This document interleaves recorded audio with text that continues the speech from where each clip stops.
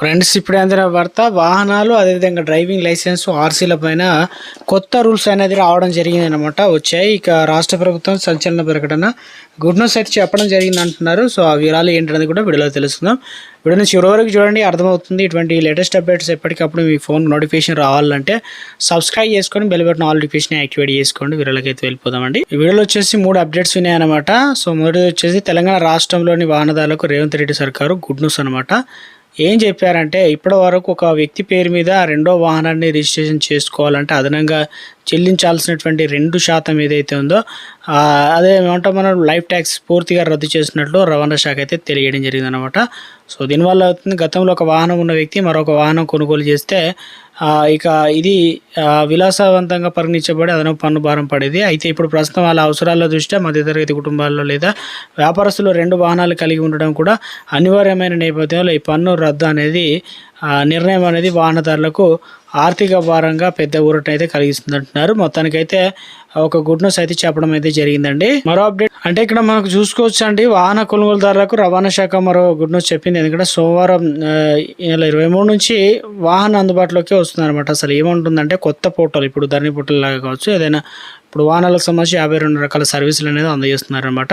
గతంలో లేదు, ఇప్పుడు కొత్త అయితే తీసుకొచ్చారు. వాహనాలలో చేరడం వల్ల ఏదైతే వన్ నేషన్ వన్ రిజిస్ట్రేషన్ అనే లక్ష్యం అనేది చేరుకుంటుందని చెప్తున్నారు. దీనివల్ల ఏమవుతుందంటే 52 రకాల సేవలు అయితే అందిస్తారు. ఇక ఇందులో వచ్చేసి రిజిస్ట్రేషన్లు, బదిలీలతో పాటు పలు రకాల పౌర సేవలు రవాణా శాఖ ఆన్లైన్లో వాహనదారులకు అందుబాటులోకి అయితే తెస్తుందన్నమాట. కేంద్ర రోడ్డు రవాణా జాతీయ రహదారుల శాఖ 2016 దేశవ్యాప్తంగా ఆన్లైన్ విధానానికి అయితే శ్రీకారం చుట్టినట్టు చెబుతున్నారు. మొత్తానికైతే ఇవన్నీ కూడా ఒక అప్డేట్ అయితే రావడం జరిగిందనమాట. వాహన సారథి పోర్టల్లో నేషనల్ ఇన్ఫర్మేటిక్స్ సెంటర్ ద్వారా అన్ని రాష్ట్రాలకు వాహన సమాచారాన్ని అనుసంధానం చేసి బదిలీ ప్రక్రియ పోర్టల్ ద్వారా సాఫీగా అయితే చేస్తున్నారనమాట. సో దీనివల్ల గుడ్ న్యూస్ చెప్తూ ఉన్నారనమాట. సో ఇందులో వచ్చేసి ఆటోమొబైల్ డీలర్, షోరూమ్ యజమానులు అయితే ఈ పోర్టల్పై అధికారుల అవగాహన కల్పిస్తున్నారు. దీనివల్ల ఏమవుతుందంటే ఇంటికే మనకు వాహనాలకు సంబంధించినటువంటి ఆర్సీ ఏదైతే ఉందో కొత్త వాహనాలు కొనుగోలు చేసేవారికి, సెకండ్ హ్యాండ్ కావచ్చు, ఇతర రాష్ట్రాల నుంచి వాహనాలు కొనుగోలు చేసేవారికి వాహన పోర్టల్లో గుడ్ న్యూస్ లాంటిది. ఎందుకంటే టెన్షన్ లేకుండా వాహనాల రిజిస్ట్రేషన్ ప్రక్రియ అనేది మనకు ఈజీ చేశారనమాట. ఆఫీసులో చుట్టూ తిరగాల్సిన పని లేదు.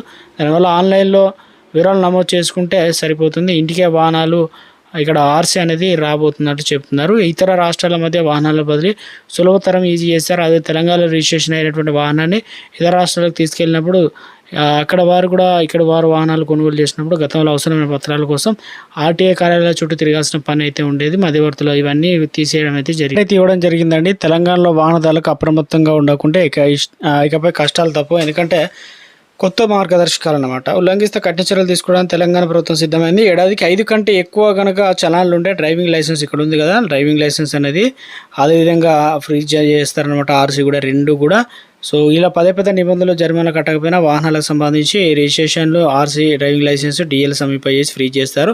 దానివల్ల ఏమవుతుందంటే పెండింగ్ చలాల వసూలు వచ్చేటువంటి వివాదాల పరిష్కారం కోసం ప్రభుత్వం కొత్త విధానం, కొత్త మార్పులకు శ్రీకారం చుట్టిందనమాట. దీనివల్ల ఏమవుతుందంటే చలాన్ల జారీ పరిష్కారం వరకు ప్రభుత్వం స్పష్టమైన కాలపరిమితి అయితే ఇచ్చింది. కెమెరా ఆధారిత చలాన్లు అయితే 3 రోజుల్లో, అదేవిధంగా మాన్యువల్ చలాన్లు అయితే 15 రోజుల్లో పంపాలి. చలాన్లు అందిన 45 రోజుల్లో వాహనదారు జరిమానా కట్టాలన్నమాట. ఆన్లైన్లోనే ప్రభుత్వం తెలియజేసింది. ఫిర్యాదు అందినటువంటి 30 రోజుల్లోగా ఇక అధికారులు తమ నిర్ణయం వెల్లడించాలి. అధికారులు నిర్ణయంపై అసంతృప్తిగా ఉంటే చలాన్లు మొత్తం మళ్ళీ 50% చెల్లించడానికి కోర్టు ఆశ్రయించవచ్చు అనమాట. అదేవిధంగా ఇక నుంచి ఎందుకంటే ఒక వాహనంపై ఏడాదికి 5 కంటే ఎక్కువ చలాన్లు పెండింగ్లో ఉంటే ఆ సమాచారం నేరుగా రవాణా శాఖకు వెళ్తుంది. వెంటనే సంబంధిత ఆ బండి ఎవరిది డ్రైవింగ్ లైసెన్స్ అవన్నీ కూడా ఆర్సీ బ్లాక్ చేస్తారనమాట. బ్లాక్ అయిన తర్వాత ఇక మనకి ఇక్కడ వచ్చేసి సంబంధించిన ఫిట్నెస్, యాజమాన్య బదిలీలు వంటి ఏ ఆర్టీఏ సేవలు కూడా పొందడం సాధ్యం కాదు. కాబట్టి కొత్త అప్డేట్ అయితే ఇవ్వడం జరిగింది. నిబంధనలు కఠినతరం అయితే చేశారనమాట. సో ఒక తెలంగాణ రాష్ట్ర వ్యాప్తంగా ఉన్నటువంటి అందరికీ మొత్తానికి అయితే వాహనాలపైన ఒక అప్డేట్ అయితే ఇవ్వడం జరిగింది.